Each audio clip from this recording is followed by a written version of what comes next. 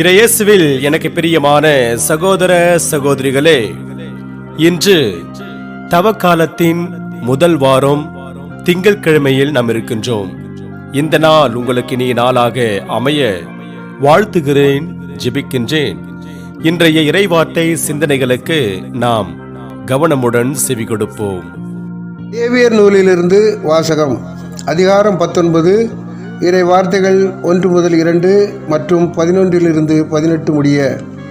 ஆண்டவர் மோசேயிடம் கூறியது: நீ இஸ்ரேல் மக்களிடம் கூற வேண்டியது, தூயவராய் இருங்கள், ஏனெனில் உங்கள் கடவுளும் ஆண்டவருமாகிய நான் தூயவர்.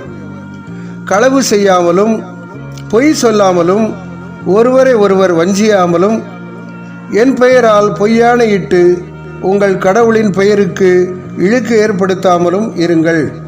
நான் ஆண்டவர். அடுத்திருப்பவரை ஒடுக்கவோ அவருக்கு உரியதை கொள்ளையிடவோ வேண்டாம். வேலையாளின் கூலி விடியும் வரை உன்னிடம் இருத்தல் ஆகாது. காது கேளாதோரை சபிக்காதே, பார்வையற்றோரை இடறச் செய்யாதே. உன் கடவுளுக்கு அஞ்சி நட, நான் ஆண்டவர். தீர்ப்பிடுகையில் அநீதி இழைக்காதே. சிறியோர் பெரியோர் என முகம் பாராது உனக்கு அடுத்து வாழ்வோருக்கு நேர்மையுடன் நீதி வழங்கு. உன் இனத்தாருக்குள் புறங்கூறி திரியாதே. உனக்கு அடுத்து வாழ்பவரின் குருதி பழிக்கு காரணமாகாதே, நான் ஆண்டவர். உன் சகோதரரை உன் உள்ளத்தில் பகைக்காதே. உனக்கு அடுத்தவர் பாவம் செய்யாதபடி அவரை கடிந்து கொள். பழிக்கு பழி என உன் இனத்தார் மேல் காழ்ப்பு கொள்ளாதே.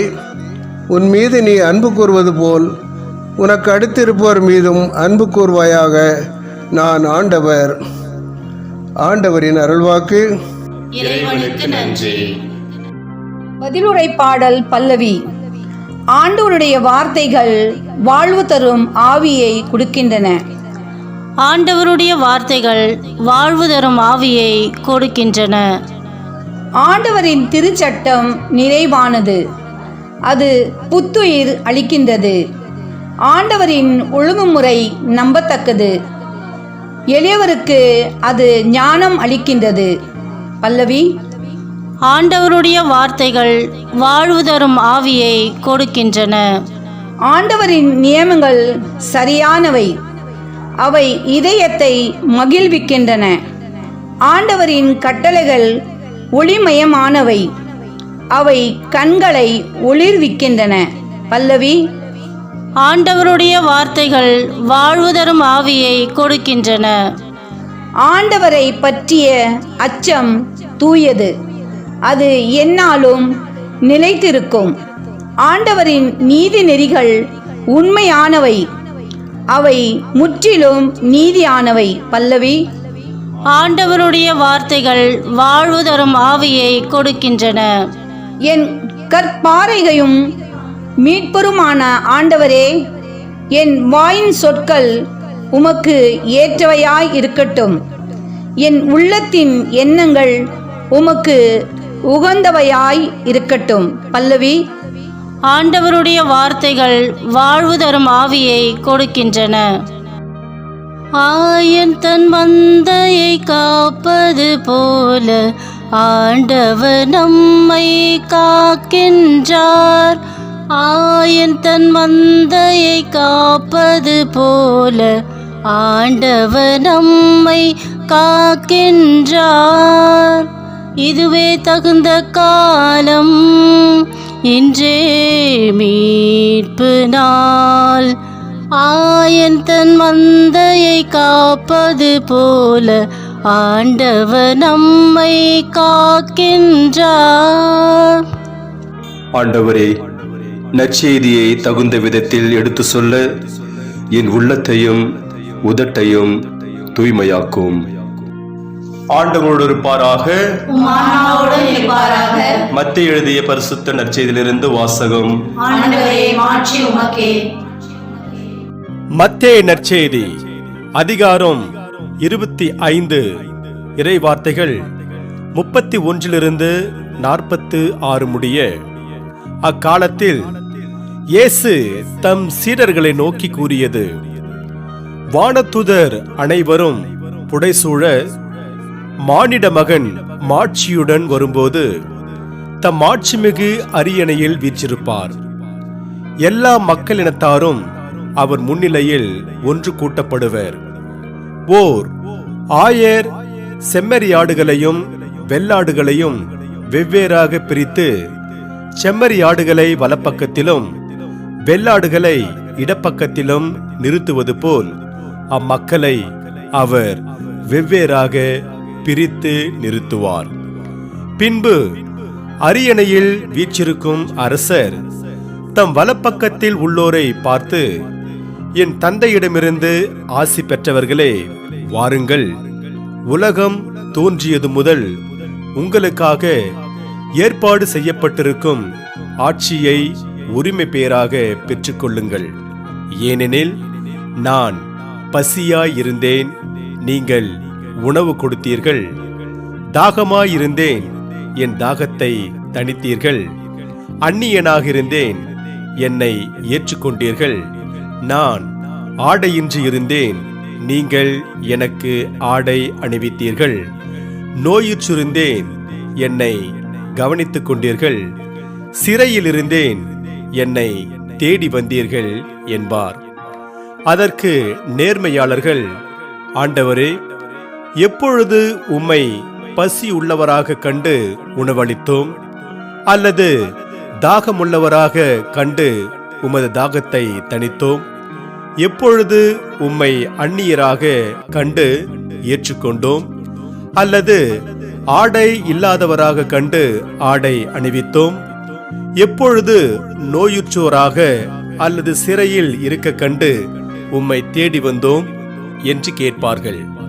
அதற்கு அரசர், மிக சிறியோராகிய என் சகோதரர் சகோதரிகளுள் ஒருவருக்கு நீங்கள் செய்ததையெல்லாம் எனக்கே செய்தீர்கள் என உறுதியாக உங்களுக்கு சொல்கிறேன் என பதிலளிப்பார். பின்பு இடப்பக்கத்தில் உள்ளோரை பார்த்து, சபிக்கப்பட்டவர்களே, என்னிடமிருந்து அகன்று போங்கள். அலகைக்கும் அதன் தூதருக்கும் ஏற்பாடு செய்யப்பட்டிருக்கிற என்றும் அணையாத நெருப்புக்குள் செல்லுங்கள். ஏனெனில் நான் பசியாய் இருந்தேன், நீங்கள் எனக்கு உணவு கொடுக்கவில்லை. தாகமாயிருந்தேன், என் தாகத்தை தணிக்கவில்லை. நான் அந்நியனாயிருந்தேன், நீங்கள் என்னை ஏற்றுக்கொள்ளவில்லை. ஆடையின்றி இருந்தேன், நீங்கள் எனக்கு ஆடை அணிவிக்கவில்லை. நோயுற்றிருந்தேன், சிறையிலிருந்தேன், என்னை கவனித்துக் கொள்ளவில்லை என்பார். அதற்கு அவர்கள், ஆண்டவரே, எப்பொழுது நீர் பசியாகவோ தாகமாகவோ அந்நியராகவோ ஆடையின்றியோ நோயுற்றோ சிறையிலோ இருக்க கண்டு உமக்கு தொண்டு செய்யாதிருந்தோம் என கேட்பார்கள். அப்பொழுது அவர், மிக சிறியோராகிய இவர்களுள் ஒருவருக்கு நீங்கள் எதையெல்லாம் செய்யவில்லையோ அதை எனக்கும் செய்யவில்லை என உறுதியாக உங்களுக்கு சொல்கிறேன் என பதிலளிப்பார். இவர்கள் முடிவில்லா தண்டனை அடையவும் நேர்மையாளர்கள் நிலைவாழ்வு பெறவும் செல்வார்கள். ஆண்டவரின் அருள்வாக்கு. கிறிஸ்துவே உமக்கு புகழ். நற்செய்தி வாக்கினால் என்னுடைய பாவங்கள் அகல்வதாக. ஆமென். அன்பு என்றால் என்ன? இயேசுவில் பிரியமான சகோதர சகோதரிகளே, குருக்களின் பாதுகாவலர் என அழைக்கப்படும் புனித ஜான் மரிய வியானி ஒரு நாள் அன்பை குறித்து மறையுரை ஆற்றும்போது இவ்வாறாக மறையுரை ஆற்றினார். அன்பு என்பதில் 3 முக்கியமான உண்மைகள் அடங்கியிருக்கிறது என்று. 1. அன்பு என்பது எல்லோரும் இன்புற்று இருக்க வேண்டும் என நினைக்கும். 2. அன்பு என்பது நம்மால் ஒரு நன்மையை செய்ய முடியும் என்றால் அதனை உடனே செய்துவிடுவது. 3. அன்பு என்பது ஒருவர் செய்யும் தவறுகளை பொறுத்துக் கொள்வது, அதை மன்னித்து உடனடியாக மறந்து விடுவது. இதுவே உண்மையான அன்பு இவ்வாறு அன்பின் முக்கியத்துவத்தை எடுத்து சொன்னார் புனித ஜான் மரிய வியானி. இறையேசுவில் பிரியமான சகோதர சகோதரிகளே, உண்மையான அன்பு எல்லாரும் இன்புற்று இருக்க வேண்டும். இந்த இறை வார்த்தை இறை மனித அன்பை பற்றி பேசுகிறது.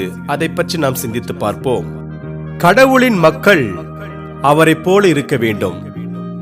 அவரது கட்டளைகளை கடைபிடித்து வாழ வேண்டும். லேவியர் நூலிலிருந்து எடுக்கப்பட்ட இன்றைய முதல் வாசகம், உங்கள் கடவுளும் ஆண்டவருமாகிய நான் தூயவர். உன்மீது நீ அன்பு கூறுவது போல் உனக்கு அடுத்திருப்பவர் மீதும் அன்பு கூறுவாயாக என்கிறது. கடவுள் தூயவர் என்றால் அவருடைய மக்களும் தூயவர்களாக இருக்க வேண்டும். ஒருவர் மற்றவரை அன்பு செய்ய வேண்டும் என்று அவர் சொல்கிறார் என்றால், அவர் சொல்வது போல ஒருவர் மற்றவரை அன்பு செய்ய வேண்டும். அப்படி வாழும்போது மட்டுமே நாம் கடவுளின் மக்களாக இருக்க முடியும்.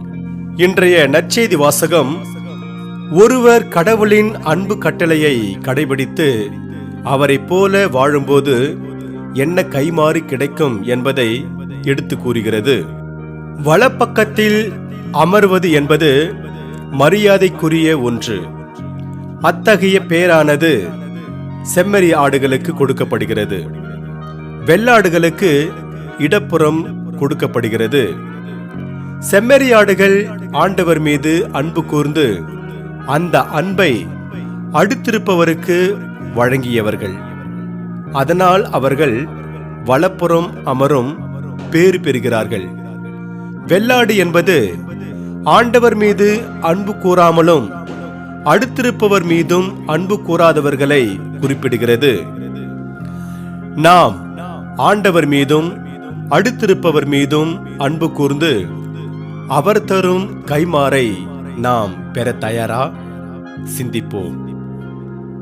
கடவுளின் கட்டளையை கடைபிடிப்போரிடம் அவரது அன்பு நிறைவாக தங்கியிருக்கும். அன்பில்லாதவர்கள் ஆண்டவரை அறிவதில்லை. ஏனெனில் ஆண்டவர் அன்பாயிருக்கிறார். அன்பே ஒருவருடைய வாழ்வை தீர்மானிக்கிறது. இன்று நமக்கு கொடுக்கப்படுகின்ற இறை வார்த்தையாக அன்பே திருச்சட்டத்தின் நிறைவு என்று ரோமேயருக்கு கடிதத்தில் 13ஆம் அதிகாரம் 10ஆம் வசனத்தில் தூய பவுலடிகளார் கூறுகிறார். எனவே இறையேசு பிரியமானவர்களே, நாம் கடவுளின் அன்பு கட்டளையை கடைபிடித்து அவரை போல வாழ்ந்து இறையருளை நிறைவாக பெறுவோம். இறைவன் உங்கள் அனைவரையும் நிறைவாக ஆசீர்வதிப்பாராக. ஆமென்.